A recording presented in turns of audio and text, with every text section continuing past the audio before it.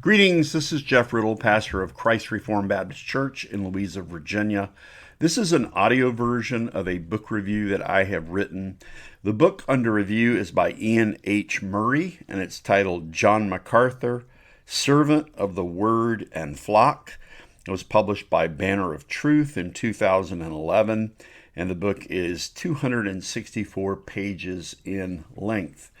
My review of the book first appeared in the Puritan Reformed Journal, Volume 4, Number 2 in 2012, and it's found there on pages 238 to 241. Here now is the review. The fact that the staunchly Reformed publisher Banner of Truth has released a biography of dispensational pastor John MacArthur is testimony to the fact that MacArthur is one of the most influential evangelical ministers of our times. This book began in 2009 as a biographical portrait commissioned by the elders of Grace Community Church to mark MacArthur's 40th anniversary of ministry in that congregation. Murray has expanded that profile, but concludes by noting that this is, quote, little more than a sketch. This is not the time, nor I the writer, to give a full portrait, end quote, page 229. What do we learn about the life of John MacArthur? Murray begins by describing MacArthur's early years growing up in a minister's home in Southern California.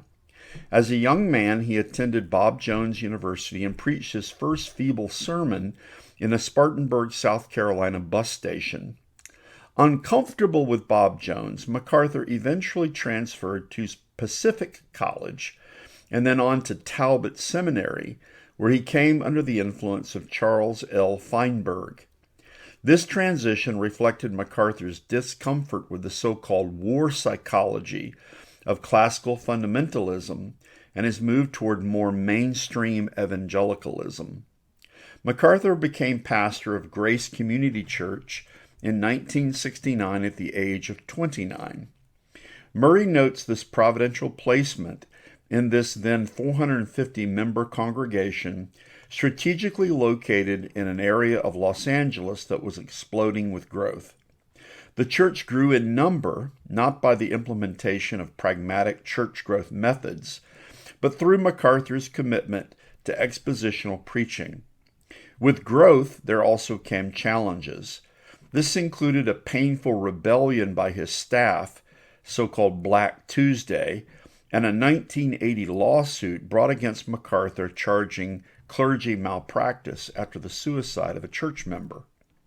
Murray also traces MacArthur's gradual movement towards Calvinism that came through his exposure to the Puritans and his study of the Bible. Murray does not, however, pinpoint any pivotal turning point in particular when MacArthur decisively embraced the doctrines of grace. He notes that MacArthur, like Lloyd Jones, quote, does not wave the labels Calvinistic or Reformed, end quote, page 206.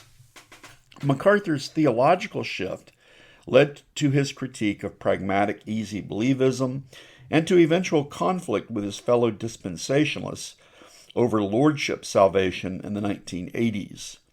Murray describes the expansion of MacArthur's ministry through the publishing of books, primarily based on his preaching, and through the Grace to You broadcast ministry that began with church volunteers distributing cassette tapes. Of special note is how the providential addition of Phil Johnson to MacArthur's staff assisted and accelerated these expansions. In addition, Murray traces Grace Community's acquisition of Los Angeles Bible College and its transformation to the Master's College in 1985, with the addition of the Master's Seminary in 1986.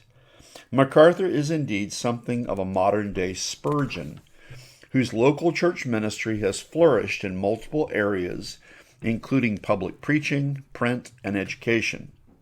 After surveying MacArthur's labors at Grace Community, Murray observes, quote, there is a likeness to the work of C.H. Spurgeon, who died in 1892, that cannot be missed, end quote, page 225. Though this biography is overwhelmingly complimentary towards MacArthur, Murray is unafraid to raise some concerns and cautions. See especially the section titled Objections and Questions on pages 183 to 196. Most notable here is the subject of MacArthur's dispensationalism. MacArthur has been criticized by his fellow dispensationalists, most notably in the Lordship Salvation debate. Murray adds, quote, "But criticism has also come from Reformed Christians who, while admiring his ministry as a whole, regard his thinking as defective on this subject," end quote, page 192. MacArthur's deep-seated dispensational convictions sometimes lead him into contradiction. For example, he upheld the moral law against antinomianism in the Lordship Salvation debate, but does not promote the abiding of validity of the fourth commandment. Compare page 115, note 5, and page 123, and the notes from the MacArthur Study Bible on Exodus 20, 8 through 11. Murray also takes issue with MacArthur regarding the regulative principle of worship and the use of multiple musical instruments in particular. See the discussion on pages 189 to 191. Though clear in raising questions about MacArthur's inconsistencies regarding Reformed theology, Murray also expresses admiration for MacArthur's discerning insight in evaluating doctrinal and pragmatic fads that arise in evangelicalism, such as the current revival of interest in Calvinism among the so-called young, restless, and reformed. See the discussion on pages 207 to 212. Murray notes, quote, "I can think of reasons for that concern. For one thing, it is premature to be confident the advance will continue," end quote, page 209. He adds, quote, "In the current recovery of Calvinistic thinking, there is need for greater fear of God, of his majesty and holiness," end quote, page 211. As Murray himself admits, this biography is in many ways a little more than a sketch. One thing it seems to be lacking is a personal feel of warmth and intimacy toward the subject. Murray does provide a chapter on MacArthur's wife, Patricia, on pages 129 to 142, including her involvement in and recovery from a life-threatening automobile accident. He also provides a closing chapter titled The Man on pages 229 to 240, stressing MacArthur's diligence, curiosity, and calmness. Little else shines through, however, about MacArthur's family and social relationships or his private life. Still, it is valuable to have such a survey of MacArthur, especially one written during his lifetime. Such a book will be especially useful to men in the ministry as they prayerfully consider their own labors in the Lord's vineyard. Here ends the review. You can receive audiobook reviews and notes like this one, Word Magazine podcasts and sermons by subscribing to Christ Reformed Baptist Church's sermon audio feed on iTunes by searching for Christ Reformed Baptist Church. For video material, you can subscribe to the Word Magazine channel on youtube.com. You can also find written book reviews, notes, and articles on my blog, jeffriddle.net. And you can follow me on Twitter at Riddle1689.